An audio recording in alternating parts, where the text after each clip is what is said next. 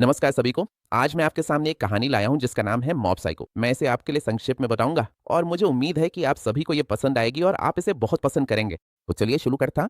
कहानी शुरू होती है एक आदमी से जिसका नाम है रायगन, जो एक छोटी सी कंपनी का मालिक है जो भूत प्रेत भगाने की सेवाएं देती है। अब आत्माओं से निपटना सिर्फ अंधविश्वास नहीं है। कुछ लोग इस पर विश्वास करते हैं जबकि कुछ नहीं करते। फिर भी रायगन अपनी बातों और अभिनय में बहुत माहिर है। उसकी बातें इतनी विश्वसनीय है कि मानना ही पड़ता है। एक दिन मिसेज यागी नामक ग्राहक मदद मांगती है। मिसेज यागी ने उससे उस आत्मा को भगाने के लिए मदद मांगी जो उन्हें परेशान कर रही थी। वे अपनी चीजें लाती हैं उम्मीद में कि वो उनकी समस्याओं में मदद करेगा। कहानी तब शुरू होती है जब वे एक पुराना सुनसान घर पार करते हैं।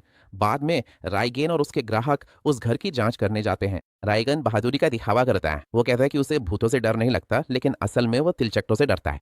उसके ग्राहक सोचते हैं कि रायगेन बस एक आम इंसान है, उसमें कुछ खास नहीं है। लेकिन अचानक एक आदमी का भूत सच में प्रकट हो जाता है जिससे वो जोड़ा डर जाता है। ये देखकर लाइगन अपनी एक खास तकनीक का इस्तेमाल करता है। वो आत्मा को भगाने का नाटक करता। हालांकि भूत इतनी आसानी से नहीं जाता।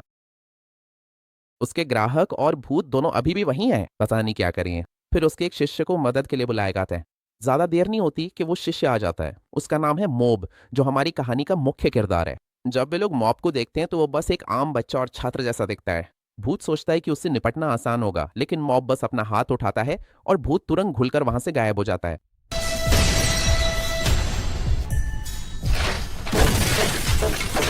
काम खत्म करने के बाद या कभी कभी ग्राहक से बहुत कुछ पाने के बाद या कभी कभी बस थोड़ा सा हिस्सा मोब को देने के बाद रीगेन आलोचना करता है कि भूत तो बस एक नीच स्तर की आत्मा थी जिसे सिर्फ थोड़े पैसे चाहिए थे।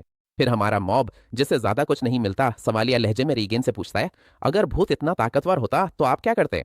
मास्टर रीगेन दावा करता है कि वो खुद ही भूत को बाहर निकाल देता, लेकिन उसी वक्त रीगेन मॉब की आलोचना करता है, ये कहते हुए कि उसकी ताकत बहुत ज्यादा है और इसे लापरवाही से इस्तेमाल करने से ग्राहक या यहाँ तक कि पार्टी पर भी असर पड़ सकता है। वो मॉब से कहता है कि अपनी खास शक्तियों का इस तरह इस्तेमाल ना करे। ये सच है कि रीगेन मॉब की क्षमताओं का फायदा उठाता है, लेकिन उसकी सलाह और मार्गदर्शन हमेशा नेक इरादे से होते हैं। उस रात जब मोब घर लौटता है और अपने पिता, माँ और छोटे भाई के साथ रात का खाना खाता है, तो मोब गलती से अपनी चम्मच मोड़ देता है। उसे अक्सर इसके लिए डांट पड़ती है, उसे दिखावा करने वाला या अजीब कहा जाता है।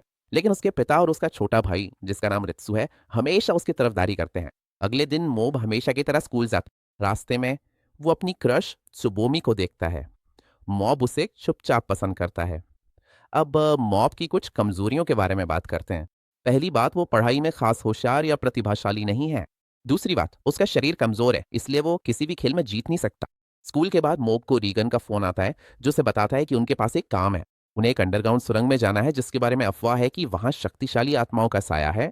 रीगन समझाता है कि वो सुरंग काफी समय से बंद है क्योंकि 30 साल पहले वहां एक दुखद घटना घटी थी जिसमें एक साथ 20 से ज्यादा लोग मारे गए थे। ऐसा संदेह है कि वहां मरे हुए लोगों की आत्माएं अब भी भटक रही हैं। जैसे ही वे वहां पहुंचते हैं, आसमान काला और ठंडा हो जाता है, जिससे उनकी रीढ़ में सिहरन दौड़ जाती है। उसी समय मोब बहादुरी से अकेले सुरंग के अंदर चला जाता है, जैसे उसे सच में कोई डर नहीं है। लड़की डरी और बेचैन है, लेकिन फिर भी वो उसके पीछे पीछे जाती है। मॉब अपने आप से कहते हैं कि उसने सोचा था कि उसका शिक्षक खुद ही सब संभाल लेगा और वही काफी होगा, लेकिन वे चाहते हैं कि वो भी जाकर देखें और उनसे कुछ सीखे। वे सभी एक साथ अंडरग्राउंड सुरंग में चले जाते हैं। जैसे जैसे वे गहराई में जाते हैं, मात्सुरी सोचने लगती है कि क्या वो किसी आत्मा की उपस्थिति महसूस कर सकती है। और राइगन हवा को सूंघते हुए कहते हैं कि ये जगह अजीब लग रही है। वो टिप्पणी करते हैं कि शायद उन 20 से ज्यादा लोगों की आत्माएं अभी भी यहीं हैं, और अंधेरे पर भी टिप्पणी करते हैं। रायगन फिर नेतृत्व करने की कोशिश करते हैं, लेकिन आखिरकार वो मोब को ही सब संभालने देते हैं। जब मोब आत्माओं से निपट रहा होता है, रायगन सबको वहां से बाहर निकालने की कोशिश करता है, लेकिन दुर्भाग्यवश वो बॉस आत्मा से टकरा जाता है। ज्यादा देर नहीं लगती कि बॉस रायगेन पर हमला कर देता है, लेकिन सौभाग्य से मोब समय रहते आकर उसकी रक्षा कर लेता है। जब रायगेन पास होता है तो वो बहुत बहादुरी दिखाता है और अपनी खास चाल मदर्स रूल्स का इस्तेमाल करता है। जहां तक बॉस की बात है, दिन के अंत में वो हमेशा अपने खास तकनीकों का बखान करता रहता है, लेकिन उसकी कोई भी चाल मॉब को नुकसान नहीं पहुंचा सकती। बॉस आत्मा का मैनेजर अभी भी आसपास है, लेकिन मॉब केवल दिखावा करता है कि वो उसमें समा गया है, जिससे वो खुद को बहुत ताकतवर दिखाता है। वो उसे कहता है कि इस वजह से खुद को खत्म न होने दे और फिलहाल बॉस के आदेशों का पालन करे। बॉस कहता है कि जो उसे नियंत्रित कर रहा है वो असल में एक अलग तरह की आत्मा है। वो आत्मा आगे है और ये आत्मा बेहद खतरनाक है, जो 100 साल से भी ज्यादा समय से इस इलाके पर राज कर रही है। तो वे मुख्य हिस्से की तलाश में और अंदर जाते हैं और मुंह को लेकर भी कुछ चिंता है। वो राइगन से मॉब को वापस बुलाने के लिए कहता है, लेकिन मॉब अचानक प्रकट हो जाता है और उस इलाके की मुख्य आत्मा पेट में प्रवेश करती है और गायब हो जाती है। टाइगन चिंतित है, लेकिन असल में मॉब पर इसका कोई असर नहीं होता। वो अपनी मानसिक शक्तियों का इस्तेमाल करके उस आत्मा की आग को पूरी तरह से नष्ट कर देता है। उसने उन्हें धन्यवाद दिया कि उन्होंने उसे उसकी संख्या तक पहुंचने में मदद की और अब वे फिर से शुरुआत करने के लिए आज़ाद हैं। कुछ दिन बाद स्कूल में क्लब था जिसने मॉब को सदस्य बनने के लिए आमंत्रित किया। क्लब की गतिविधि वीडियो का शोध और अध्ययन करना थी और वे साथ में खेल भी खेलते थे। वे भर्ती इसलिए कर रहे थे क्योंकि क्लब में एक सदस्य की कमी थी। अगर उनके पास पर्याप्त सदस्य नहीं होते तो उनका क्लब रूम छीनकर किसी और क्लब को दे दिया जाता। मॉब शामिल होने में हिचकिचा रहा था क्योंकि उसे पता था कि क्लब असल में कुछ नहीं करता, बस साथ में खेल खेलता है। उसी समय छात्र परिषद के उपाध्यक्ष ने क्लब रूम को एक अन्य छात्र क्लब को सौंप दिया जो शारीरिक फिटनेस प्रशिक्षण पर केंद्रित था। जब मॉब ने देखा कि उनके पास उससे बड़े मांसपेशियां हैं तो उसने भी उनके क्लब में शामिल होने की इच्छा जताई। मॉब को याद आया कि जब वो छोटा था उसने एक बार अपनी खास शक्तियां त्सुबोमी को दिखाई थी, लेकिन वो प्रभावित नहीं हुई थी। उसे ऐसा लगा कि त्सुबोमी उसकी शक्तियों की बजाय मजबूत और गठीले शरीर वाले खिलाड़ियों में ज्यादा दिलचस्पी रखती थी। मोब त्सुबोमी को प्रभावित करना चाहता था, लेकिन चाहे उसकी कितनी भी मेहनत से ट्रेनिंग की, उसका शरीर बिल्कुल भी नहीं सुधरा, जिससे वो बहुत हताश हो गया। एक शाम जब मोब स्कूल से घर लौट रहा था तो उसे एक मुस्कुराता हुआ मास्क पहने व्यक्ति मिला। मोब को अजीब सा महसूस हुआ, लेकिन वो पीछे नहीं मुड़ा। वे उसे एक और जगह ले गए जो असल में एलओएल नामक एक धार्मिक संघ था। वहाँ बहुत सारे समर्थक थे और फिर दो और नए लोग मंच पर आए। उनमें से एक छात्रा थी जिसका नाम इची था, जो मॉब के ही स्कूल में पढ़ती थी। इसके बाद संघ के अध्यक्ष रियामपाल वहां पहुंचे। अध्यक्ष बहुत लोकप्रिय लग रहे थे। सिर्फ उनका चेहरा देखकर ही सब हंसने लगते हैं। उन्होंने ये गारंटी दी कि जो भी उनसे मिलेगा वो एक खुशहाल इंसान बन जाएगा और उसकी सारी चिंताएं दूर हो जाएंगी। उन्होंने सबको कहा कि शामिल होने के लिए मुस्कुराता हुआ मास्क पहन लें। एक और नई उम्रदराज सदस्य शामिल हुई, लेकिन उन्होंने सिर्फ ये देखने के लिए मास्क पहना था कि आगे क्या होगा। वो ये जानने के लिए उत्सुक थीं कि रियामफल कौन सा तरीका अपनाते हैं। संघ बहुत ही कम समय में तेजी से बढ़ा और फल फूल गया। उसी समय उन्होंने उनसे कहा कि उस बुजुर्ग आदमी का मास्क हटा दें और देखा कि वो सच में हंस रहा था और बहुत अच्छा समय बिता रहा था। असहज स्थिति देखकर उन्होंने बहाना बनाया कि उन्हें पहले ईसाई का वजन करना है, उसके बाद ही वो लौट सकती हैं। उन्होंने मास्क किसी और को पहनने के लिए दे दिया। मास्क पहनने के बाद वो असामान्य रूप से खुश महसूस करने लगी, जो सामान्य से अलग था। हालांकि बाद में उन्हें लगा कि वो खुद को बिल्कुल भी नियंत्रित नहीं कर पा रही हैं। वापस लौटने की बात करते हुए उन्होंने हाथ उठाया और अच्छे नतीजों को वापस मांगा। जब उनका चेहरा उजागर हुआ और उनकी चीजें जब्त कर ली गईं, तो वहां हलचल मच गई। लेकिन मामला यहीं खत्म नहीं। वो वापस आके एक खेल खेलने लगी। उसका खेल बहुत ही असामान्य था। इस खेल में प्रतियोगियों को गाय का दूध निकालना था और हंसी रोकनी थी। अगर कोई हंसता तो वो हार जाता। उसे समझ आ गया कि ये एक जाल है, लेकिन फिर भी वो खेलने के लिए तैयार हो गई। मुख्य रूप से इसलिए क्योंकि उसे दूध पीना पसंद था। प्रतियोगिता के बाद यह साफ हो गया कि वही विजेता थी। हालांकि डिजिटल सिस्टम ने उसे बिल्कुल भी जाने नहीं गया। यह संघ का नियम, हाँ, अगर कोई इसके साथ भाग लेने से मना करता तो उसकी मौत हो जाती। असल में रियानफांग इंसान नहीं थी, बल्कि एक शक्तिशाली भूत थी और आज ही वो उससे मिली थी। उस पल रियानफांग कुछ भी नहीं कर सकती थी। उसके हाथ पर पूरी तरह से लकवाग्रस्त हो गए। आखिर में जो आखिरी चीज वो कर सकती थी वो थी अपने सपने का इस्तेमाल करके पूरी ताकत से उस पर गोली चलाना। लेकिन वो फिर भी उसका कुछ नहीं बिगाड़ पाई, जरा भी नहीं। जब उसकी बारी पलटवार करने की आई तो उसने सिर्फ 2 उंगलियों का इस्तेमाल किया। फिर भी वो उसकी हमला को निष्क्रिय करने में सक्षम था। अगली सुबह जब वो जागी तो उसने अपने पास एक भूत का सिर देखा। वो इस लोक का स्वामी था जो उसे ये दिखाने आया था कि वो उससे सहमत नहीं है। वो भूत वही था जिससे उसने पिछली रात लड़ाई की थी और अब वो उसे अपने साथ काम करने के लिए बुलाने आया था। भूत ने उससे कहा कि उसकी इच्छा है कि वो एक ऐसा भगवान बने जिसे बहुत लोग पूजें, लेकिन उसे इसमें बिल्कुल भी दिलचस्पी नहीं थी और वो तो और भी परिणामों को समाप्त करना चाहती थी। उसकी वजह से जब वो जापान गई तो उसने कहा कि उसे पहले अपने गुरु से पूछना होगा। उस दिन के बाद से वो हर जगह उसका पीछा करती रही, लेकिन उसने कभी भी ऐसा कुछ नहीं कहा जिससे वो असहज महसूस करे। यह ध्यान देने योग्य है कि आम लोग उसे बिल्कुल भी नहीं देख सकते थे, केवल वही उसकी उपस्थिति को थोड़ा महसूस कर सकता था। एक दिन एक ग्राहक उससे मिलने आया और कहा कि उसे पीठ दर्द, कमर दर्द जैसी समस्याएं हो रही हैं, वगैरह वगैरह। उसकी जांच करने के बाद उसने कहा कि ये आम बात है और ये भी कि उससे अपना काम करने में मजा आता है। बातचीत करते हुए उसने ग्राहक की मालिश की, जिससे ग्राहक को अच्छा महसूस हुआ। जब वो काम खत्म कर चुका तो उसने ग्राहक से बहुत ज्यादा फीस वसूल ली, जबकि असल में उसने सिर्फ सामान्य मालिश ही की थी। उसे गुस्सा आता जब ग्राहक भूतिया बैकग्राउंड वाली तस्वीरें लाते, क्योंकि वो फोटो से आत्मा हटा सकता था, वो भी प्रभावी ढंग से। नतीजे, चीनी शाही कंपनी को भेजने पर उन्होंने जवाब दिया कि उसका गुरु बेहद शक्तिशाली है। हालांकि नतीजों में कोई सकारात्मक ऊर्जा या आत्मा नहीं दिखी। शायद वो सिर्फ एक धोखेबाज था। इस बिंदु पर भूत को एहसास हुआ कि उसे बेवकूफ बनाना इतना आसान नहीं है और अब वो भी उसे अपने फायदे के लिए इस्तेमाल करने के इरादे से उसे धोखा देने के बारे में सोचने लगी। उस समय बस उससे ये पूछना था कि उसे क्या करना चाहिए, लेकिन नतीजे स्पष्ट नहीं थे। वो चीज उसके पीछे पीछे चल रही थी, लेकिन जब उसने जांचा तो देखा कि शायद नतीजे पहले से ही पता थे और ऊर्जा बहुत कम थी। इसी वजह से वो हमें देख सकता था। एक व्यक्ति ने आपत्ति जताई और एक और संदेश भेजा जिसमें कहा कि वे खुद ही स्थिति को संभालना चाहते हैं और उसकी राय पूछना चाहते हैं, लेकिन अंत में उन्होंने बस इसे छोड़ देने का फैसला किया। कहानी अचानक मेजी की ओर मुड़ जाती है, जो अपने छोटे भाई से पढ़ाई के लिए मिलती है। वो उसे बताती है कि उसके पास कुछ है जो वो साझा करना चाहती है, जो कि कल हुई घटना से जुड़ा हुआ है। रेत्सु ये जानकर हैरान रह जाता है कि मार्क ने पहले ही अपनी मानसिक शक्तियों का इस्तेमाल कर लिया है, जिन्हें इस कहानी में सेक्फा भी कहा जाता है। वो समझाती है कि आमतौर पर मार्क दूसरों के सामने अपनी शक्तियों का शायद ही कभी इस्तेमाल करता है।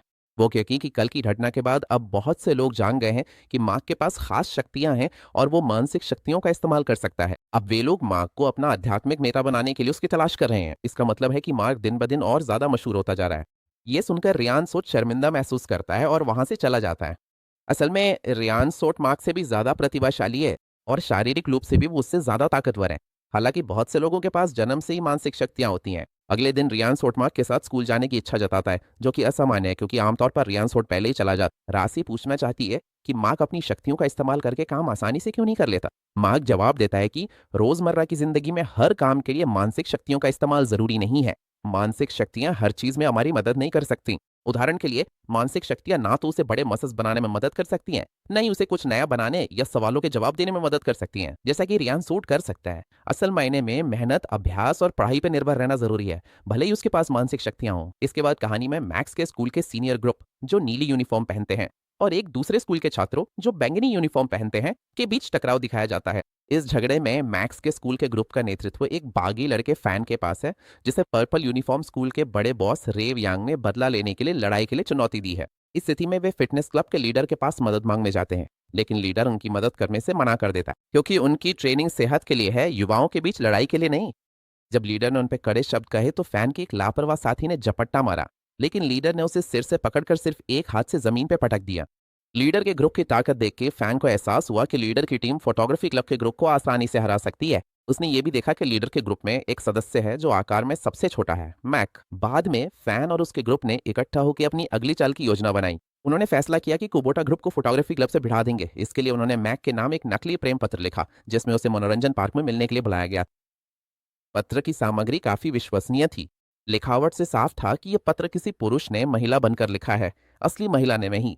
लेकिन मैक को यकीन था कि सच में कोई लड़की उससे छुपकर प्यार करती है, इसलिए वो तय समय पर मिलने की जगह पहुंच गया। वहां उससे मिलने वाले लोग सीनियर ग्रुप के थे, जो बैंगनी रंग की यूनिफॉर्म पहनते थे। बैंगनी यूनिफॉर्म वाले ग्रुप के वहां होने की वजह ये थी कि फैन के ग्रुप ने 4 पत्र लिखे थे, जिससे सभी को एक ही समय पर उस जगह पर लड़ाई के लिए बुला लिया गया था। इसी बीच फैन ने नेता को एक और पत्र लिखा, जिसमें बताया कि मैक को बैंगनी यूनिफॉर्म वाले ग्रुप ने पकड़ लिया है। जब नेता वहां पहुंचा तो उसने देखा कि मैक सच में बैंगनी यूनिफॉर्म वाले ग्रुप के कब्जे में था।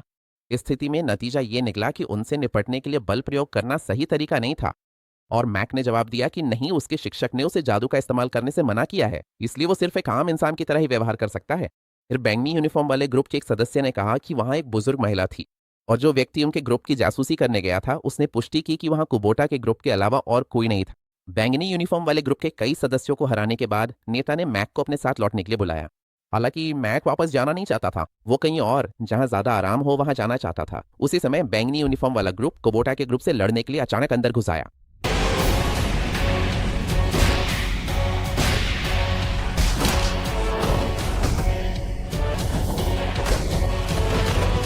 दोनों पक्षों के बीच लड़ाई बहुत जबरदस्त थी, लेकिन बैंगनी यूनिफॉर्म वाला ग्रुप लक्ष्य के ग्रुप का सामना नहीं कर सका। बाद में बैंगनी यूनिफॉर्म वाले ग्रुप का नेता, जिसका नाम था थॉट रूप, वहां पहुंचा। वो एक नाटे कद का आदमी था जो आत्मविश्वास के साथ चलता था। वो काफी खुश नजर आ रहा था। फिर वो एक युवा सदस्य के पास गया, जिसके पास अपना खुद का ग्रुप था और ऐसा लग रहा था कि वो कोई कदम उठाने की तैयारी कर रहा है। उसके ग्रुप ने जवाब देने की कोशिश की, लेकिन उसने बिल्कुल भी उन्हें जाने की इजाजत नहीं दी। उसी समय योजना भी उसी मुकाम पर पहुंच गई और रक्षा शुरू हो गई।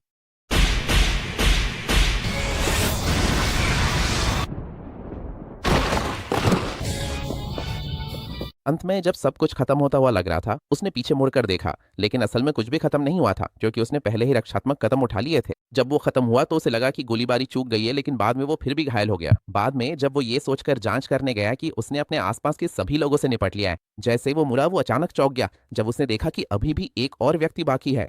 उसने देखा कि वो व्यक्ति भी उसी की तरह शक्तियां रखता है, जिसने उसे दूसरों को नुकसान न पहुंचाने की सलाह दी। किसी और को देख वो हैरान था, क्योंकि अब तक वो खुद को अकेला समझता था, पर अब उसे पता चला कि वो व्यक्ति उससे भी अधिक ताकतवर है। जैसे जैसे आमना सामना चलता रहा, दूसरा व्यक्ति अचानक उस पर हमला कर बैठा और वो मुश्किल से बच पाया। फिर उससे पूछा गया कि वो इतना घमंडी क्यों है, उसने क्या गलत किया है, और दोनों ने एक दूसरे का हाथ पकड़ लिया। उसी पल उसे एहसास हुआ कि तारो हमेशा खुद को तालाब की सबसे बड़ी मछली समझता था।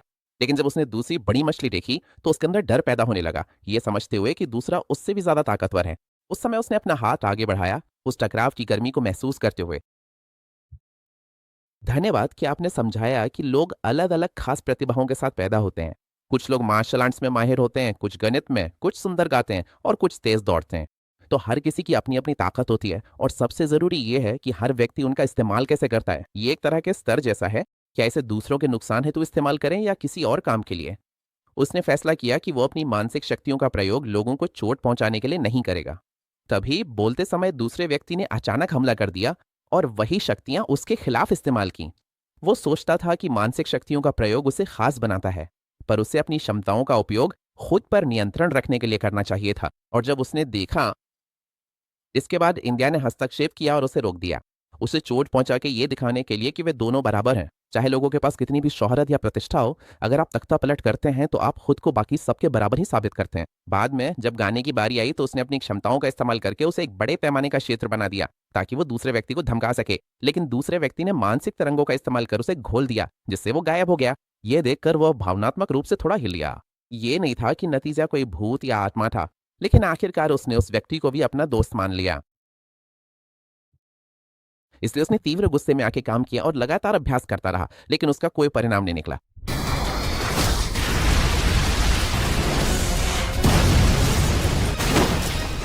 सोनी, वो किताब है।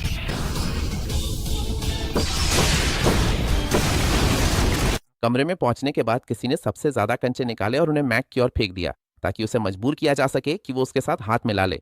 लेकिन मैक ने मना कर दिया। उसे कहा कि वो खतरनाक क्लब के साथ ना खेले। तस्वीरें लेते हुए और गद्दार के बच्चे की कहानी सुनते हुए पता चला कि एक गद्दार था जिसने बच्चे का सिर घुमाते समय उसके बाल काट दिए थे, जिससे मैक और भी ज्यादा गुस्सा हो गया।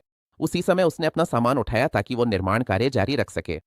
लेकिन फिर भी मैक ने उसके साथ हाथ नहीं मिलाया, बस खुद को रोके रखा और फिर से पूछा कि वो उसके साथ हाथ मिलाना क्यों चाहता है। क्या वो व्यक्ति उसकी वजह से घायल हुआ था? ऐसा लगता है कि वो फोटोग्राफर की भावनाओं को समझता है। वो जानता है कि फोटोग्राफर डरता है कि एक दिन वो अपनी ताकत खो सकता है और फिर किसी काम का नहीं रहेगा। वो भी पहले ऐसा ही सोचता था। उसे अपनी ताकत पर बहुत ज्यादा निर्भर रहना पसंद है और वो दूसरी क्षमताओं का अभ्यास करना चाहता है ताकि वो एक सामान्य इंसान की तरह बन सके। जब मैक ने फोटोग्राफर से सीधे बात की तो उसे एहसास हुआ कि उसे अपनी भूमिका स्वीकार करनी होगी। उसी पल वो और करीब आया और अपनी सामान्य ताकत का इस्तेमाल करके मैक को फिर से अपने साथ शामिल होने के लिए मजबूर किया, जिससे मैक थककर आखिरकार शामिल हो गया ताकि उसे बार बार काटना ना पड़े। उस समय मैक बहुत तनावरी था, जो कि बेहद खतरनाक था क्योंकि उसकी ताकत का प्रतिशत लगातार बढ़ता जा रहा था। और जब वो प्रतिशत 100% तक पहुंच गया तो वो खुद को नियंत्रित नहीं कर सका। आखिरकार रूप ने मैक को जाने देने के लिए सहमति दी, लेकिन सिर्फ थोड़ी देर के लिए, क्योंकि उस समय मैक की ताकत 100% तक पहुंच चुकी थी। तभी स्पष्ट हुआ कि मैक को अपनी पहचान का बोध हो गया था। उसकी शक्ति ने रूप को झुका दिया। उस दिन से उसने तय किया कि वो अपनी ताकत का उपयोग दूसरों को हानि पहुंचाने में नहीं करेगा। उसे स्वयं पर नियंत्रण न होने का गहरा दुख हुआ। ऐसा एक बार पहले भी हो चुका था जब वो और उसका छोटा भाई पुलिस द्वारा बधाई दिए गए थे। उसे ठीक ठीक याद नहीं था कि क्या हुआ था, बस इतना याद था कि उसका छोटा भाई बुरी तरह घायल हो गया था। तब से मैक ने खुद को बहुत संयमित रखने और अपनी ताकत का लापरवाही से इस्तेमाल न करने की पूरी कोशिश की थी। सब कुछ खत्म होने के बाद उसके बच्चे, कपड़े और दूसरों के लिए भी वैसी धुंगने चले गए। वे जानते थे कि मैक बहुत ताकतवर है और उससे बहुत डरते थे। आखिरकार उसने ये भी स्वीकार किया कि वो पहले गलत था और उस दिन के बाद से उसने खुद को किसी असाधारण व्यक्ति के रूप में देखना बंद कर दिया। ये कहानी मैं यहीं खत्म करता हूँ। साथ बने रहने के लिए आप सभी का धन्यवाद। अगर आपको ये पसंद आई हो तो कृपया लाइक करना ना भूलें और अगर आपने अब तक सब्सक्राइब नहीं किया है तो कृपया शेयर करें और बेल आइकन भी दबाएं। धन्यवाद और मैं आपको और आपके परिवार को अच्छे स्वास्थ्य और उज्जवल भविष्य की शुभकामनाएं देता हूं।